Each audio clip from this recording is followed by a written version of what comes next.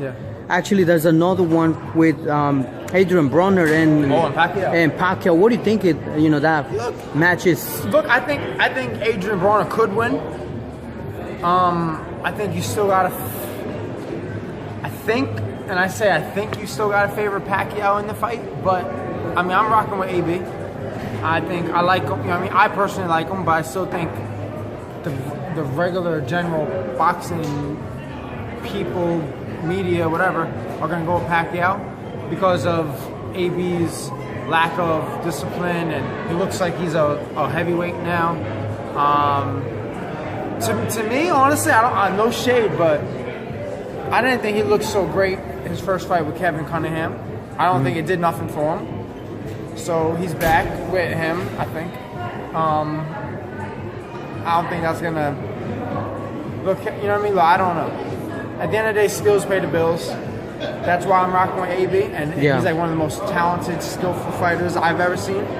And he's also, 4 division or 3 division, one of those. Something like, I think it's like 4. You gotta respect it. You gotta respect it. Even though, he's a little sometimes undisciplined and everything, but then also, Pacquiao was on the end of his career, on the downslide. He looked good against Matisse, but who's to say that was the real Matisse? I mean, what Matisse was that? You know what I mean? I think you confirmed it. Do you feel like they took that fight almost not at the end of Matisse, but they could have taken that fight before? What do you think of? Wait, what do you mean? I said they took this fight for Matisse in order that face a Pacquiao. Why they didn't take the fight before? Like a few years later. About Pacquiao or Broner? No, Pacquiao. Like, take the fight with Matisse? Yeah. Because he'll get put to sleep, I think, yeah. Right? See, I mean, look, Matisse was, first off, Matisse was never like a real overly, like, crazy good fighter. You know what I mean? He just packed a strong punch. You know what I mean? Packed a strong punch, and he beat, I'll see you over there. Okay. Yo, what's up? He just packed a really good punch and just was able to catch the right guys at the right time. You know what I mean? The Lamont Petersons. Obviously, he was, when nobody believed in Danny Garcia, people, I think, gave more credit to Matisse, or they made Matisse look more like a god, because nobody really cared about Danny Garcia because they thought he got beat by, well, no, that was after the Matisse fight. But coming up, before Danny fought Matisse, everybody kept bashing him because of his flat foot, close your eyes, throw haymaker style, but it worked.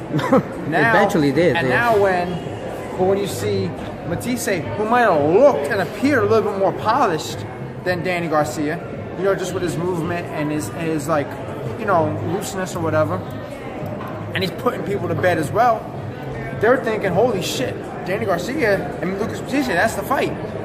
Then it came to, it obviously showed that Danny was a much better fighter than Matisse. You know what I mean?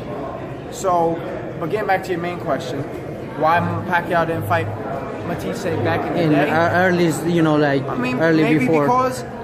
Maybe because he didn't want to risk getting put to bed. You know what I mean?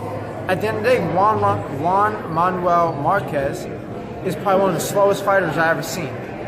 But he's very accurate, and his counter-punching, no matter what speed, is deadly. Obviously, you've seen that in the last Pacquiao fight. You know what I mean? So if he was doing what he did to Pacquiao, 3 out of or 2 or whatever, however many times they fought, imagine what Matisse would have did. Whoa, it would have been a massacre, I guess.